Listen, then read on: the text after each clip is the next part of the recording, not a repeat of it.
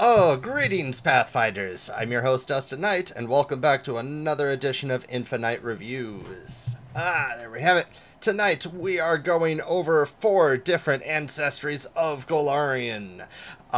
This will be a in-depth review, especially of Ozid of Golarion, and by popular request, Dullahan of Golarion, in addition to a re-review of Kitsune Golarion and Loneliness of Golarion. So if you want to check out those other reviews in more details, you can find them on shows.infiknight.net, which has links to all my previous reviews.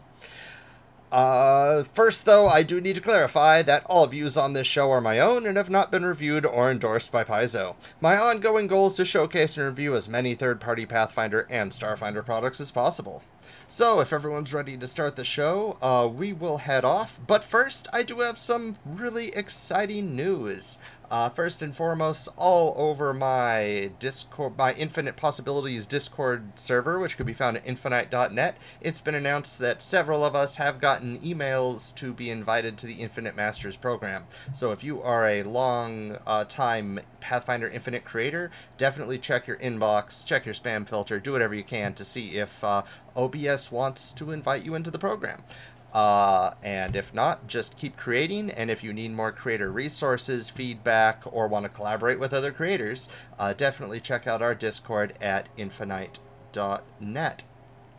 Also want to announce that the Gen Con 2022 Infinite Community Mega Bundle is being assembled. So if you check out bundle.infiknight.net, you will find a Google form where you can submit to me your email, and I will send off a information sheet that will explain how you can get your products included in the Gen Con 2022 Infinite Mega Bundle, which will be for sale starting the first day of Gen Con for about a week.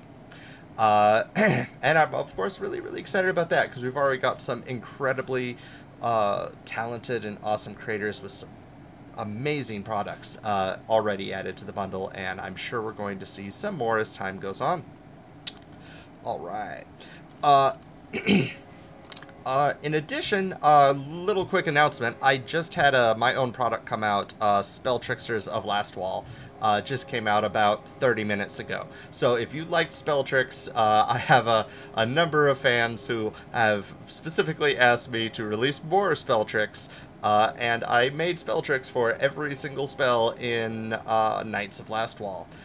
These tricks help do everything from using your familiar to use lay on hands, to buffeting winds against things other than undead, to changing around those positive energy spells to do, you know, chaotic or evil energy, different kinds of elemental damage there. There's about 34 spell tricks here for casters of all type. There's lore information about what the Calamancers and the other spell tricksters of Absalom were doing during the Tyrant's siege of the great city, and you know, it's really cool. I like it a lot. There's a lot of really fun stuff in here. You should definitely check it out, especially if you loved these spells from Knights of Last Wall. Alright, but enough of that. We have these 4 amazing books that I want to go over. And a majority of this review will be dedicated to this incredible new book, Ozid of Golarion, by Garrick J. Williams. This came totally out of left field for me. I wasn't expecting this, but oh, it's so cool. I absolutely adore this book. It's so cool. And I'm really excited to be able to talk about it with everyone right now. Let me throw a link there in chat to Ozid. Haha. There we have it. Alright, so Ozid of Golarion. This is a 62-page Ancestry/Heritage book. It's so much information, so much cool stuff. It's primarily for Pathfinder 2, but it also includes all the information you need to use these mechanics in Starfinder and in Pathfinder 1e. So I just want to get that there right off the bat. They have all the different feats for Oozmorphs and Ozids for 1st edition and for Starfinder, all the different alternative heritage racial traits and species traits for both Starfinder and for Pathfinder 1e. So I just want to get that out of the way first, because I think that's really cool. But it is primarily a 2nd edition product. Of course, most of the information here can be used regardless of system, as the game starts off with 20-something pages of just information about these heritages and ancestries, which, right there off the bat, love all the flavor in here. They did a really good job making these kind of Uzi-type characters really fit well into whatever game you want to put them in, especially Golarion. So the first ancestry they have up here is the Ozid. The Ozids mean you were always like this. You were born in ooze. from ooze you were born, into ooze you shall go again. Ozids either take on a humanoid ooze form, like you can see here in the picture, or they could shift into a more blobby ooze form, like the one you can see down here on page 2. They get the mold shape ability that lets them shift between those two forms. They can't like wield most items that will require hands, like things with manipulate trait when they're in their blob form, but their items are safely floating around inside of them, so that's cool, and will immediately be redonned when they shift back into humanoid form. They get the fluid body ability that lets them squeeze without it being considered difficult terrain. They could also speak chemo speak, which lets them communicate through smells. And there's a whole sidebar here about chemo speak, which I really enjoyed. I thought that's really cool. They only have a 20-foot speed, but that can be increased with feats. They start with 10 hit points, and they get an ability boost in Constitution, which makes a lot of sense. They have quite a bit of Constitution-based stuff. Yeah, that's right, Faceless. You can now make Hexus from Ferngully. What I do love about this is, because we've had Oozemorph both in 1E and 2E for quite a while now, but this really, really helps expand it so that you don't have to dedicate as many class feats or class levels into that quite niche archetype in order to play the fantasy of playing an ooze. Whether you want to be a spellcasty ooze or a frontline ooze or a ranged ooze, you could do it all with this. This ancestry has so much going on for it.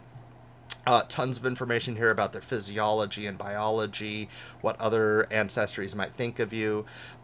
Really fascinating life cycle. They reach maturity at about age 14, but then around age 80 to 90, they start to lose their spark, meaning they start to lose their intelligence. And by the time they're about 100, they will just turn into a completely mindless elder ooze. The few Ozid cultures out there, settlements out there, tend to revere these elder oozes and kind of let them graze out in little fields, or maybe put them in bottles or what have you. Let them live out in peace. Ozids also have this really fascinating thing called chematexes. They let them take a portion of their body and preserve them with that all, and put their knowledge and some of their experience into these vials of ooze. Advanced Ozids could use this to prepare spells, kind of using parts of their chemicals, parts of their goo as a living spell book, and use that to both bolster their magic and, you know, teach spells to other Ozids, or even carry their memories on to other Ozids. So I think that's a really cool little bit of lore there. A lot of stuff here about their art and their sciences, what their settlements are like, how settlements get along with each other, what it's like to live in an Ozid society.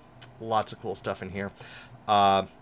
There's deities. Oh man, there's 3. Yes, there's 3 new deities, which I love it. I love it, love it, love it. I've always wanted more ooze deities. We've only ever really had like Jubilex. My friends and I jokingly picked 5 deities that kind of fit oozes and called them the Goo Claw. So I'm happy that we now have some deities that I could really, really call true members of the Goo Claw.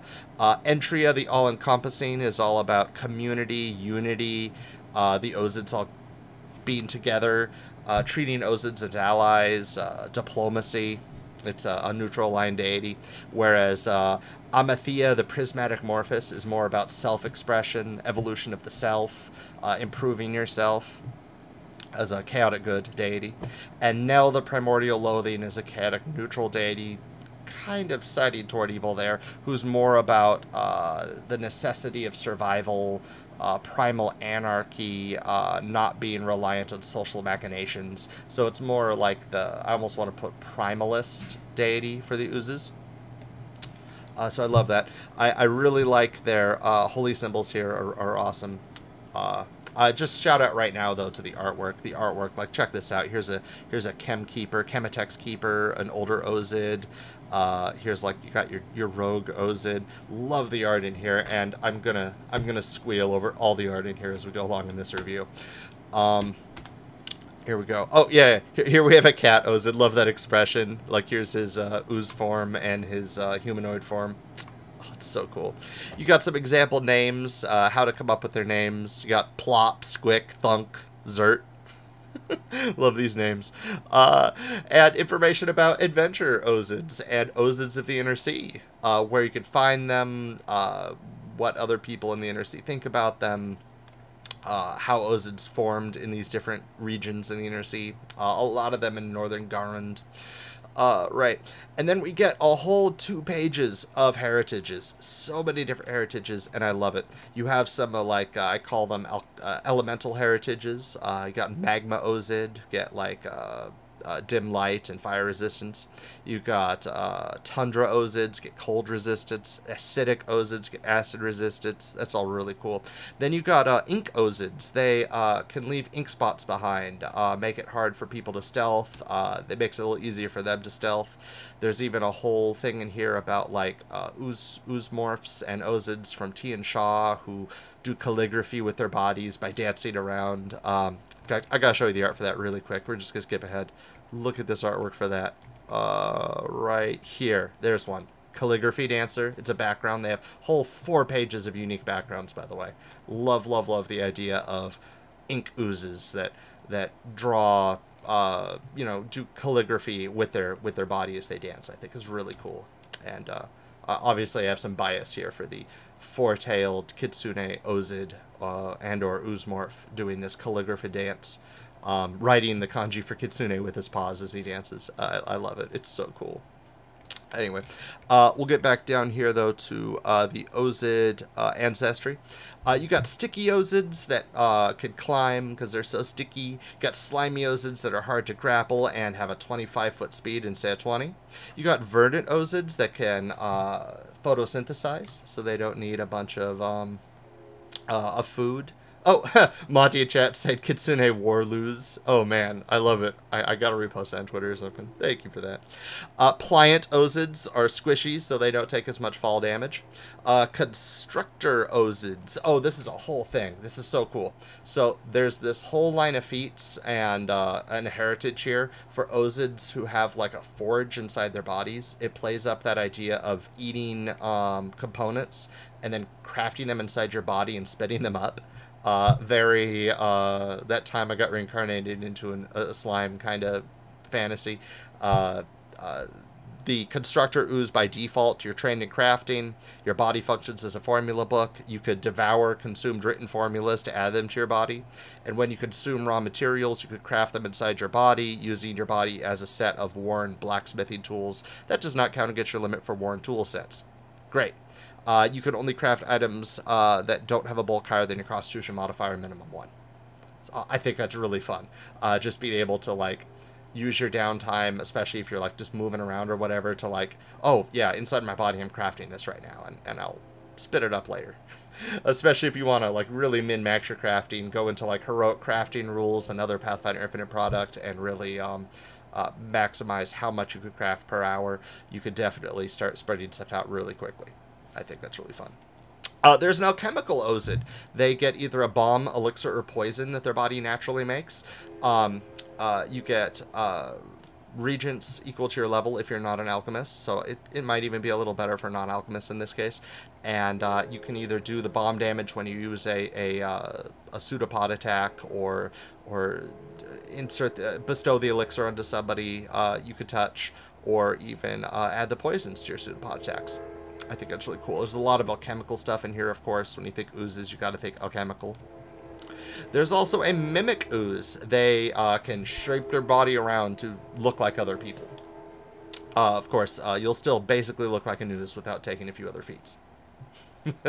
Yes, that's right. That I see Alex in chat with a little heart. Yes, there's a ton of Kitsune crossover in this book. There's a lot of Foxy oozes illustrated, like right down here on the lower right on page 18. Uh, I absolutely love it. Kitsune was considered the best ancestry to play an ooze morph back in Pathfinder 1E because they could bypass some of the limitations that the class gave you. So there's some fun history there. Pathfinder history for why you'd want to play a Kitsune ooze, other than the obvious changing your body around. And there's a metallic ooze. You're made out of metal, so you're super heavy. There's a couple feats the metallic ooze can't take because they're too heavy, like the swimming feat. But you're also hard to push around, and you get bonuses against shove and trip. And there's a lot of special feats only the metallic ooze can take, but we'll get to that later. So feats, you got an air pocket, so you get breath control and you don't sink. But again, you can't take that as a metallic ooze. You get a boblet familiar. There's a bunch of feats that help improve your bloblet. Your bloblet is a little portion of you that plopped off as Ozids reproduce, either by division or they could, it's not really reproduction, but they could also merge with each other to become a new creature. But in this case, your bloblet has plopped off of you and you get a little oozy familiar. Camouflage pigmentation, you get bonuses to stealth. Camo sense, you get a scent ability, an imprecise scent. Cultural assimilation is a lot like the human feat. You could pick stuff from other cultures because you either grew up alongside them or are really good at mimicking them. Makes sense. Engulf Bones is really creepy. I love it, though. It really reminds me of World of Warcraft. Engulf Bones lets you eat a humanoid skeleton, like a non-animate one, and it gives you some bonuses to your speed because you now have bones. When you're in humanoid form, you can, you have more structure. You're not as drippy because you have bones. I think the aesthetic for that's really cool, though. The idea of being this humanoid ooze with a skeleton that you could kind of partially see under you. I think that's really cool.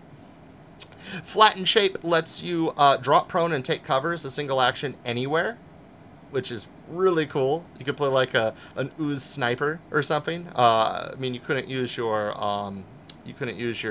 gun because you'd be flat on the ground, but you could use your glob attack, which is another feat they get that gives them a 1d4 bludgeoning damage 20-foot increment glob range attack. Form Crafter gives you the ability to mimic other people, disguise without disguise kit, look like something other than an ooze, because you have a morphic body. Engulf Item lets you eat an item and keep it inside you, and it's hard for people to see it or steal it. Helpful Mimicry gives you bonuses to aid because you can mimic an ally's actions and thought processes. Internal Alchemy lets you alchemize inside of your body, craft alchemical items inside your body, as though you were a set of alchemical tools.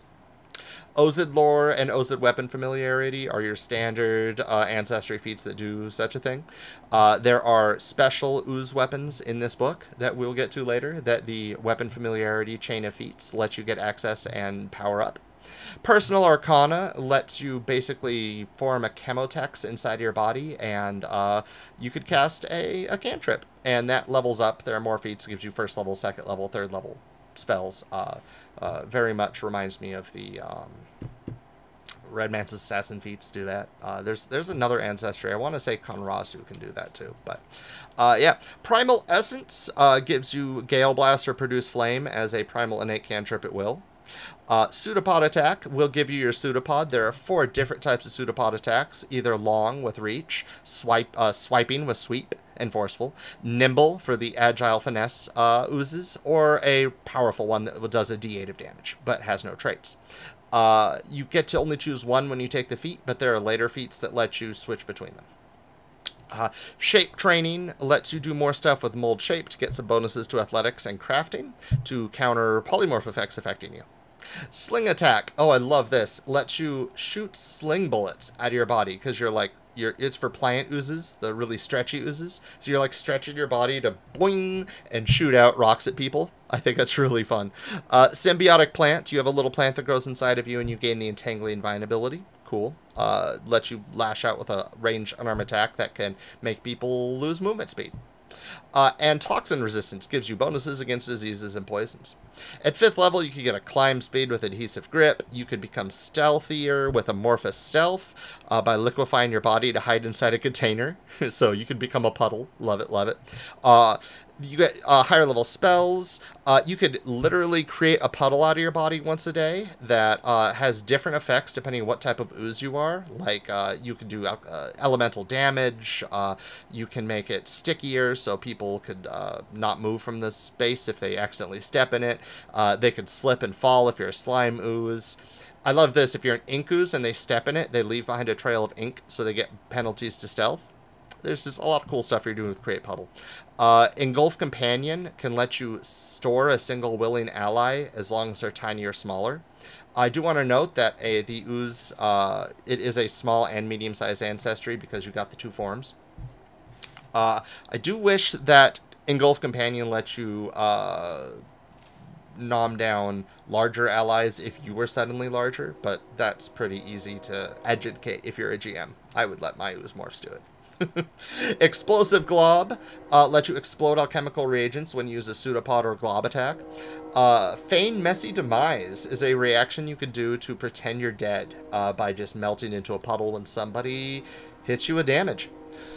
Melting Escape lets you do similar when you're grabbed to try to escape as a reaction once per hour. Morphic Weapons is your standard ooze morph ability to do different types of damage with your pseudopod or glob attack, bludgeoning, piercing, or slashing. And Ozidian Weapon Assimilation is your increased ancestral weapons.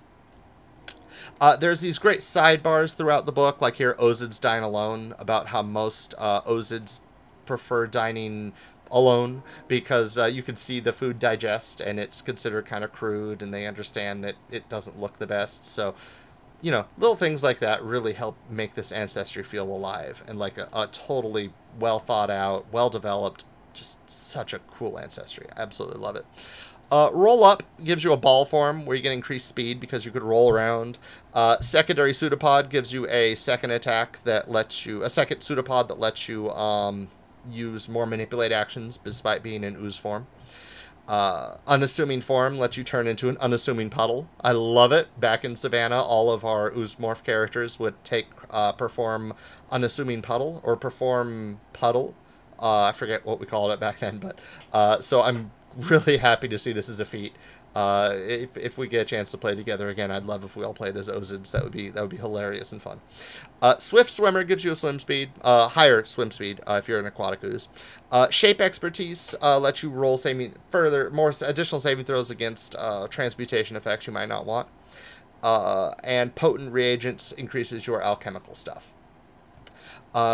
Abundant Reagents gives you even more alchemical stuff. Arcane Evolution, you get up to 3rd level spells. We're at 9th level feats now, by the way. Body Fabrication is the first of the Constructor Ooze or Metallic Ozid Heritage improvement feats. It lets you, as a 3-action, create a level 0 common non-consumable weapon or adventure gear with no intricate parts, written text, or other complicated components. So that's what lets you consume the reagents and pop out an item fairly quickly. It is 9th level, and you are only popping out, like, simple objects. But there's a lot you could do with this, man. Like, everything from, like, keys, ladders, just rope, like, just...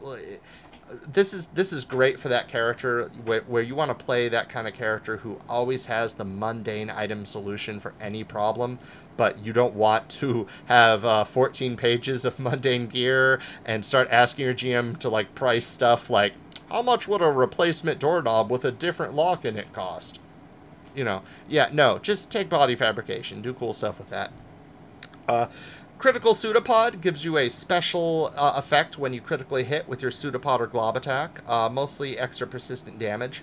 But there's some other fun stuff, like Slime lets them trip, and Ink makes it so they're blinded until they spend an action to wipe the ink out of their eyes. I love the ink. I love the ink. I think that's really clever and cool.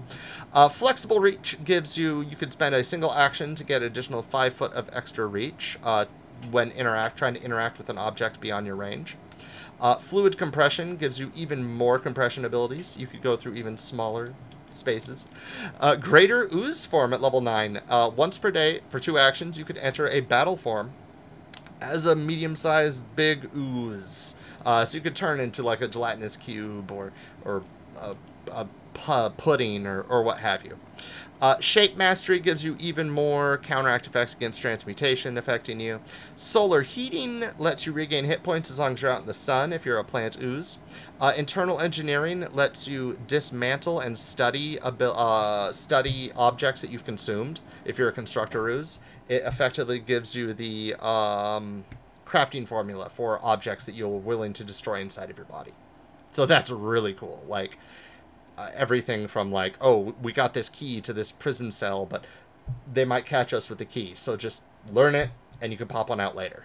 That's just really fun. I think that's really clever and fun and exciting, engaging. It makes me want to play an Ozid. Level 13, you have Air Drift. Is so fun. So Air Drift requires Air Pocket from earlier. It lets you get so much air inside your body that you swell up like a balloon and you float. So you literally become this oozy balloon and just float around. I think that's really neat. Metallic Ozids can consume weapon blanches to get their benefits. Alchemical or elemental oozes could get explosive reaction to literally blow themselves up and do damage to everything around them. It doesn't hurt you, but you can only use it once every few rounds. It's kind of like a area effect breath weapon-y kind of thing. Arcane Transcendence at level 13 will give you 1/5 level spell. Very cool. And it will give you some resistance to a energy type of your choice. All right. We're going to speed things up a little bit more. Ink Realm gives you a realm once per day, 13th level feat, only ink Ozid heritages. You create a realm via your artistic prowess and your chemical ink, a 10-foot by 10-foot flat surface image that functions as a portal to an extra dimensional space that can hold up to 8 creatures. So it's kind of like a rope trick, combined with the creativity of like making a specific realm, like this is my big inky forest, or this is my inky home, or what have you. It's only once per day. It takes some time. It takes 10 minutes to make it. It's not a combat trick, but man, you could do some really cool, flavorful stuff with it. I love the ink Ozid. So yeah, you got more stuff here to improve your slingshot ability. You can leap yourself with it if you're applying Ozid. You got more mimicry stuff. You got more organic reconstruction. You also got abilities starting at level 13 that let you split yourself. You could like get another body that could do some little things for you. You could completely split yourself. At 17th level, you even get an ability that if you have a globlet that you've split off your body, that familiar, and you die, your goblet could eat your body and bring you back to life. Effectively bring you back to life. Like, you're not back to life. You're now playing your goblet. There's a lot of limitations to that and penalties. They did it in a balanced way. And it's so dang flavorful. The idea of I've died, but that's fine because if my familiar consumes me, the familiar will just basically become me. Because it's a slime too, and it was a part of me. You get abilities that let you devour creatures. You get more abilities that let you regenerate yourself, let you reconstruct yourself, shape yourself. You get Ultimate Ooze form, lets you turn into a giant ooze, huge ooze specifically. Love it, love it, love it. In addition, this book comes with the Oozemorph Heritage. Now, the Heritage is applied to another ancestry. You wouldn't apply it to Ozid, I don't think. I'm pretty sure you can't do that, but anything else you could apply it to. An Oozemorph is a creature, a non-ooze creature who has become an ooze. Like, they talk a lot in here about the slithering, and how that AP is all about creatures turning into oozes. So, and from Kibwe, which is in the Mwangi Expanse. So a lot of Oozemorphs are from Kibwe, from that incident. But there's also some from Kyonin, there's some from Nantabu, Numeria, Oenophion from the city of Nex. So they go into here, you know, they have 4 pages here of where to find Oozemorphs in Golarion. Love this picture of this android ooze from Numeria. I think that's really cool. Like, you could tell instantly it's an android ooze. Which is just, that's really cool. And there's information here about, you know, Oozemorphs in society, his adventures, their alignment, stuff like that. A lot of cool stuff there. The Oozemorph itself, really fun heritage. It gives you your change shape ability in lieu of your normal first level feat. Ancestry feat will let you change either into a glob as your base ability, so the change shape lets you change into a humanoid.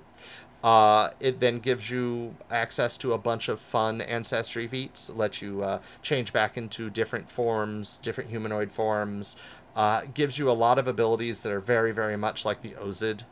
Stuff like liquid metal construction and flattening your shape or getting a scent ability. You know, it's effectively the heritage Ozid. Is what it comes off as a lot, in a great way. It has some unique things that the Ozid doesn't get, like technological interference. If you're a Numerian Oozmorph, you can make simple requests of mindless constructs. You can do some cool stuff like that. But a lot of it is simply, what if I was a normal person and then turned into an ooze? What would that be like? We got another great picture of, this time, a 5-tailed, looks like a spellcasting Kitsune right here. Love that. Yeah, oops, I just accidentally skipped right here to the end. Before we finish, though, I do have to go over, there's other character options in here. There's tons of pages of some really unique backgrounds if you want to play like an abandoned creation or an aberrant surveyor. A lot of these are your standard 1 of 2 ability scores, lore, and a skill feat. But they give you some really nice ways to imagine, I want to play a slime, how do I do it? They go over all these different parts of Golarion, so you could find oozes all over the place and figure out why you'd be playing an Ozid or an Oozmorph. They have a couple here that have some uncommon, interesting abilities, like Bloblet Uprising gives you a lore skill that's associated with the background of your parent. But for the most part, they are just amazing flavor, amazing backgrounds for figuring out why you'd play Oozmorph in a different campaign. You go over this, think about what AP you're about to play, and there's probably the perfect Oozmorph here for you.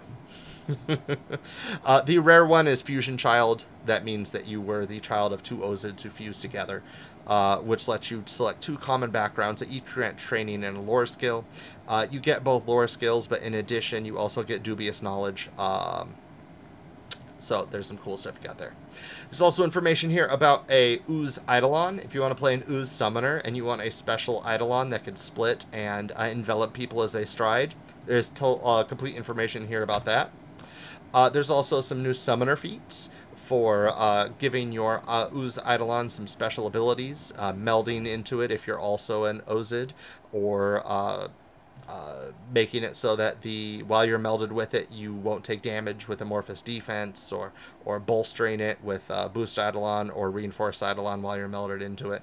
A lot of cool stuff in here about if you ever want to be engulfed by your Oozy Eidolon and use it like armor, effectively. But there's also Ooze Armour if you don't want to play a summoner. Ooze Armour, there's Cytofiber Armor, which is like more fibrous, and Gel Armor, which is straight up ooze. They have the bouncy and slippery armor traits, and there's everything you can imagine here. You got everything from Unarmored, which is just a second skin, down to Slime Carapace, which is the heaviest of the Ooze Armors. They could give you either the combinations of the slippery, bouncy, and flexible armor traits. Slippery makes it harder for you to be grabbed. Bouncy gives you a bonus against force movement. And there's a lot of cool flavor here about these different types of armor, what they look like, how they feel when you put them on. I think these would make great treasures to add into a existing ooze creature. Even if you don't have an Ozid or an Oozmorph in your campaign, that would be pretty cool. Like, you defeated the Black Pudding. What items does it have inside of it? It doesn't. But you could wear it as an armor. You could probably even sell it as an armor. These have gold prices. You know, I think that's really neat. There's also a lot of cool weapons in here. They have even illustrations of them here. The Tendril Scythe, the Poly Staff. Really fun weapons with some unique combinations of weapon traits that we normally don't see. They have a one-handed reach weapon that does 1d6 that has a sweep trait. So you got your one-handed reach weapon if that's what you're looking for. You got a couple, actually. You have another that has agile and finesse, one-handed, does a d4, the flex blade. I love the flex blade because it's just a sword, but the reason it has reach is because it's all gooey. So if you swing it the right way, it will stretch out so it can hit people. I like that a lot. I love this mechanic. I've never seen this before. The Poly Staff. It's a staff. It does 1d10, two-handed polearm. But it has modular, so that when it says modular, bludgeoning and shove, or piercing and thrown, or slashing and trip. So depending on what modular weapon type you pick, it gains different weapon traits. I think that's very clever. I don't think I've seen that before. If I have, I forgot about it. I love it a lot. I love the idea of the modularity of the weapon, giving it different traits. It makes so much sense. I don't know why we haven't seen it before, and I like it. All right, we got some really cool alchemical weapons, alchemical items in here. A whole, what is this, 4 pages of alchemical items in here. A little sidebar about what kind of non-ooze folk use these. So, you know, this is great just for any alchemist to pick up. And then you got your options for first edition and for Starfinder. And, man, there you have it. That is Ooze Folk of Golarion, which you can pick up right now on Pathfinder Infinite. There is a link in the chat. But we aren't quite done yet. We will be ending the show very promptly in about 20 minutes. But my subscribers have asked me to go over Dullahan of Golarion. So this is my own book. It is a redux and expansion with more inner sea lore of Headless cranially challenged PCs for own Casey Stevens 52 and 52, but it has a bunch of extra stuff thrown in there as well. Dullahan of Golarion. This is a expansion to Book of the Dead. So it uses the undead rules from Book of the Dead. The Dullahan itself, it has both a heritage and an archetype. So you don't have to choose between, do I want to play undead as a heritage or undead as an archetype? You could do either. In fact, you could do both. You could very, very much play a human Dullahan with the Dullahan archetype, and you'd get a lot out of that. A lot of synergy between those, and it's balanced to work that way. So we have a ton of information here about Dullahan. I've scoured every Paizo book where I could find information about Dullahan or any kind of headless monster or ancestry, and kind of pieced it all together, threw in my own stuff here. The Dullahan are always described as kind of vengeful undead. They definitely have a target they're going after. It's not necessarily like an evil kind of vengeance. It could very much be that you were defending a village and it got razed by orcs, and now you're, you know, really hate orcs. You have that predisposition mental kind of drive toward, that's what brought you back. That undead hunger is toward your target, which fits very well as the most famous Dullahan in Pathfinder, the Black the Black Horseman? Yeah, the Black Horseman was very much all about hunting a specific individual down once a year. There's some information here about their what deities they tend to worship. There's a new deity in this book called the Headless King we'll get into later. And there's some information about the Xingtian, who are a mythological creature from Tian Sha, who are actually a tribe of Headless that wanted to rebel against Tsukio and the other deities, and had their heads chopped off, but came back out of their hatred for the divine, and now kind of raid temples and pilgrims, and, you know, they're waging a little war against the deities. That only reason they haven't been wiped out is there's not a lot of them, so... yes. Alright, so the Dullahan itself, you gain head sense 30 feet. You lose your other senses. So, strictly speaking, as a Dullahan, you cannot see, but you get head sense, so you can see and know the location of creatures that have a head around you. But you gain the Attune Head ability. It lets you spend 10 minutes to attune to a head. It could be your own or any other humanoid head around you. And you gain the visions of that creature. So you can use the visions of whatever humanoid creature you happen to find. You should probably start with a head, probably one of the same ancestry. However, if you take damage from an enemy's critical hit, or you critically save it on a basic saving throw, you have to check a flat check with a DC 5, and on a failure, your head falls off. So then you're going to have to spend an action to pick your head and put it back on. So there is that. Mind you, there's a lot of feats to make that a lot less painful for you. Constructed Attunement, level 1 feat, lets you put any head-sized object on your head. So you don't necessarily have to wear an actual head, and there's ways to expand on that. If it's a container, you could even hide things in it, kind of like you if you were a leshy, a gourd leshy. Heads Up makes it so that if an enemy strike against you as a critical hit, you could let them knock off your head, no flat check, and take less damage. But your head will fly off some distance, potentially. Dullahan Weapon Familiarity gives you familiarity with a bunch of weapons, including the Spine Flail, which is a new weapon in this book.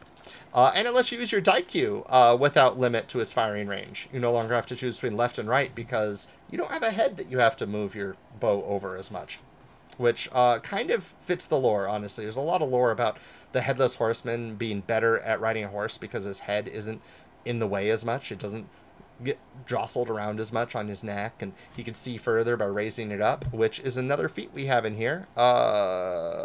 Scouting ahead lets you pull, literally, exploration activity. You ride around with your head on your hand so you can see further because it's higher up. Just basic physiological stuff. Necrotic Attunement makes it so that your head doesn't dissolve, and you could use medium or small creature heads. Nuke Kubi is a uncommon level 1 feat that lets you be a Nuke Kubi, which is it's an Ayakashi from Tian Sha that can, its head could pop off its body and fly around. Your head gains a fly speed. And it gets a bonus to stealth while it's scouting around because it's just a tiny little head. Fearsome Reaper gives you Intimidating Glare, and you can hold your head up and attempt to demoralize a creature up to 60 feet away. Beheaded Familiar makes your head a familiar, so it can pop off your body and do whatever a familiar can. Black Rider lets you make your animal companion or mount undead. Dullahan Weapon Precision is your standard Ancestry feat improvement to your ancestry weapons. Undead Commander lets you coerce or demoralize mindless undead, because Dullahan are traditionally the commanders of the undead. Fangs gives your head sharpened scissors, and if you're a Nuke Kubi, you can literally have your head fly around and bite people and flank with your own head. Blood Hunter gives you a drain ability if you're a Nuke Kubi, so you can now bite and drain their blood. Exploding Head lets you wield a alchemical bomb as an attuned head. You could basically put the alchemical substances into whatever you're using as a head, and it will function as a bomb with a trait that it gives it additional negative damage to the splash damage. And if you have the Fangs feat and the Exploding Head feat, you could throw your head, it will bite them, cling to them, and explode, which I think is really fun. It does additional piercing damage and no splash damage. So if you want more, it's like a more precise bomb, effectively. Really useful for people who like using alchemical weapons who don't want to play alchemists. I could say like a Hobgoblin Dullahan would be really good with that. Rider in the Mist, your mount gets the Ambusher specialization. Dullahan Weapon Expertise is the capstone of that tree. Tireless Tracker lets your mount gain the Tracker specialization and gets additional speed bonus when you're tracking someone whom you've used the Hunted Prey action against if you're a ranger. Shadow Creation lets you turn the shadows that spew out of your neck into different items, and if you use it to turn into a weapon, you can even scribe runes onto your neck. So, because I love the idea of being able to manifest weapons. I think the humans from Nadal get a similar feat, but the problem is if they don't have weapon runes, it's not too useful after like level 4. So this lets you actually give them runes. Crystal Gazing lets you gain the benefits of your crystal ball while it is if you use a crystal ball for your head. Manifestation of Dread gives you free intimidate checks against people when you kill people. Kill someone, you can try to intimidate somebody else. Headless Steed gives you a pale horse, kind of like an anti-paladin. It's effectively a headless horse. And the Dullahan archetype gives you all the Dullahan ancestry feats, albeit at a slightly higher level, as class feats. It also gives you a bunch of abilities from the Cavalier, and some abilities from the Grey Gardener, which is a vigilante variant archetype that has the ability to use harsh judgment to point at somebody and judge them, which is totally a Dullahan thing. This gives you the ability to get all the harsh judgment and execution related feats. It also gives you the ability to hit someone who you've judged when they try to walk away from you and follow them, and the ability to condemn somebody to death as a reaction when they critically hit you, which is very useful for your action economy. In addition, this book has rules for adjusting monsters to making them Dullahan. You could take your favorite monster and just go, you're a Dullahan now. here's what I need to throw on you to do this, and this is what the level range adjustment will be. And there's rules in here for a Spine Flail, which is the Dullahan's weapon of choice. You got total information here on the Headless King, who's a minor demigod from the First World. There's information here on how to become a Fae for the Headless King, if you can hunt with him for a week straight, and information here on the naming pool, which is a artifact deep beneath Kiramaga that can spawn Dullahan. You might even be a Dullahan from the naming pool, and could give Dullahan a name once a year, and if they hunt down whoever's on that name, they are immune to their undead hunger for a year. Pretty cool, pretty cool. Got information here on the Coach of the Silent, if you want to play a Dullahan from Ushtalav. The Black Sails, if you want to play a pirate Dullahan. Information here on playing a Xingtian. We got some very old royalty-free art here of a traditional Xingtian up there on that scroll.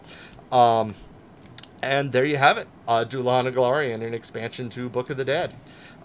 Cool, we got some more time here to quickly go over. We got 2 more Ancestries of Golarion. I did full reviews of these quite a while ago that you can check on shows.infiknight.net if you want to see all of this. There was a great interview with Alexander Agunis, the Everyman Gamer, talking about Kitsune Golarion. Let me pull up the link here, though, to Dullahan and Golarion in case you want to check that out on Pathfinder Infinite. So Kitsune Golarion, it does have a Foundry module now, I want to point that out. Incredible book. It's been #1 on Pathfinder Infinite for many, many weeks. It's for a long time. It's been at least on the top 10 since it's been released. I was a writer on this as well, so full disclosure on that. But there's a ton of amazing writers here. You got Kitsune from all over Golarion. You got them from Arcadia, you got them from Avestan. You got full information here on each of these Kitsune heritages, their history, their culture, where they're from, the different physiological differences between them. You got Kitsune from Casmeron, you got them from Garund, you got them from the Crown of the World, from Tian Sha, of course. You got all your different Kitsune heritages here. You got a full 2-page write-up here on Daikitsu, the Lady of Foxes, and all the information on her intercessions, her boons, her extra spells, just everything you'd want here for playing a Cleric of Daikitsu. You got all your Kitsune options here for playing a Reforged Kitsune with some slightly different abilities, an expanded Change Shape ability, some Reforged Kitsune Feats, meaning some slightly buffed Kitsune Feats from the Ancestry Lost Omens Ancestry Guide. Some additional Kitsune heritages like the Leaping Willow and the Flickering Flame Kitsune. A bunch of new Kitsune Feats for Kitsune Ancestry Feats. You also have information here on Kitsune No Masks, including, I believe there's an archetype called the No Mask Master. It lets you wear masks of different monsters to gain parts of their abilities, and you're basically assuming their role. You're such a great actor that when you wear the mask, you're assuming the role and gaining the abilities and power of these magical No Masks. Also, we got information here on Kitsune Fox Brews, a type of alchemical liquor and or tea item that gives you some really fun, nifty abilities. Lets you do stuff like do abilities normally only Kitsune get, or enhance the natural abilities of a Kitsune. And you have the Nine-Tailed Scion archetype, which is a kind of supercaster. It's kind of like a... I like to think of it as a sorcerer with the Kitsune bloodline archetype, kind of on steroids, in a good way.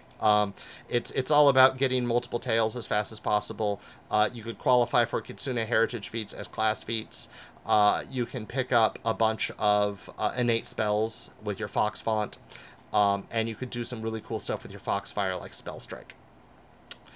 This has been expanded into 2 additional supplemental products, Star Spinners by myself and Foxfire Adepts by Alexander Agunis, which you could also pick up on Pathfinder Infinite.